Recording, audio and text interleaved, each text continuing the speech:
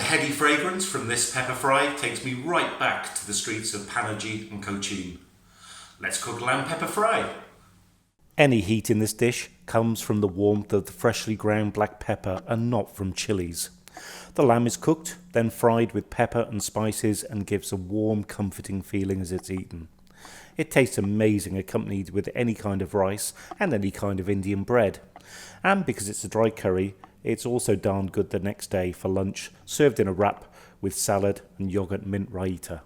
Here's what you need for the marinade and for the fry later. Freeze the vid to write them down. Our first step is pretty simple. We're just simply going to add our marinade ingredients into our kilogram of lamb. Now I've got clean hands, I'm going to use my hands. I think they are nature's good way of stirring stuff. Lots of people might prefer to use utensils and spoons and stuff, but to be honest, with clean hands you can get everything mixed together and homogeneous. It's again a hangover from my time in the Middle East. I really love this dish. The peppercorns in general and pepper, just such a beautiful fragrance. So I'm really looking forward to making this. I've got a slight difference that we're going to do to the normal recipe. So I'm going to use lamb stock a little bit further on in the recipe. So that's going to be make this the little bit of sauce that's left at the end extra deep. Now that this is all mixed in, all we're going to do now is put this back in the fridge for, what are we going to say, 30 minutes, maybe an hour, just to marinate together, and we'll be ready for the next step. Let's get on with it. For this next step, it's great if you can use either a karai or a wok, because I think you need the surface area to really fry the lamb. So I've got a marinated lamb. It's been in the fridge for a good hour, and so we're just going to fry this off. So this is going to sizzle.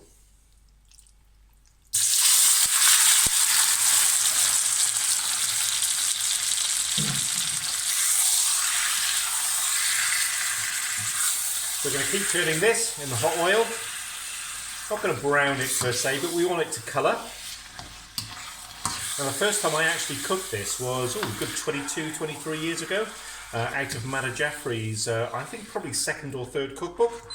And I love this because I love the aroma of pepper in any food actually. I think it's a beautiful flavour, and this really stood out to me. And the next time I had it was actually in Goa. I think it was a chetnad kind of variety, and I absolutely love this dish. Now we're going to let that come back up to temperature, and we're going to add around about quarter of a cup thereabouts of, I've got lamb stock here. However, if you haven't got lamb stock, it's actually quite traditional just to use water, because we're now going to stew this down, and there's no reason you couldn't put this in a pressure cooker for 5 whistles or something like that, but we're just going to stew this down now for a good 25-30 minutes maybe, just in the wok, because we're going to use this later for the fry, and we'll let this come to a boil. I may even put a little cover on it as well, just to let the stew down. I would really do want the liquid to start evaporating though. So we want it to stew in the liquid and to concentrate, so there should be very little liquid left when we're ready. This is smelling gorgeous. We can see there's just a little bit of very thick sauce left. That's all I need. I'm just going to transfer this now into my bowl, which I've cleaned out obviously. And I'm now going to just clean out the wok, ready for doing really the sauce. So our lamb is really cooked now. It's been stewed nicely for 20-25 minutes. Just going to clean this out. On to the next step. Bowl, well, partially wiped out anyway. All back in, just a good glug, and onions go in, or shallots, and we're just going to shuffle these around.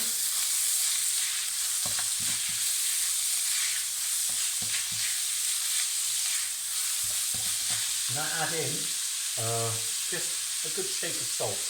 The salt will help draw the moisture out of the onions, and that will help them brown and cook a little bit nicer. It'll certainly help them split off easier. So let's give these a few minutes to sweat through.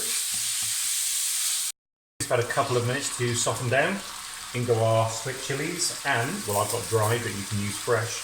curry leaves. So I'm going to now mix those up in the oil and the onion juice. Again, for another couple of minutes, just to let them go fragrant and glossy. Now that those are nice and revitalised, we're going to add our chili garlic paste, or rather my garlic and our chili paste. Or, of course, you can just use the same mashed up quantities of mashed up chilies, mashed up garlic. Sorry, not chilies, ginger, I think. So our ginger and garlic, and there you go. Another couple of minutes just to fry those off, get those combined in the ingredients. Well, these have had 2 or 3 minutes, and the garlic and the ginger are smelling absolutely gorgeous. And next step's really easy. Everything else, in goes the vinegar. All the rest of our spices. Come on, spices. In goes the chilli and the fennel. And finally, that big tablespoon of black pepper again.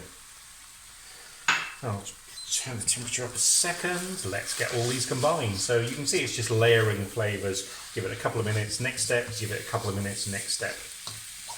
So let's let these combine. I'll make sure these are nicely combined. And then it's lamb time.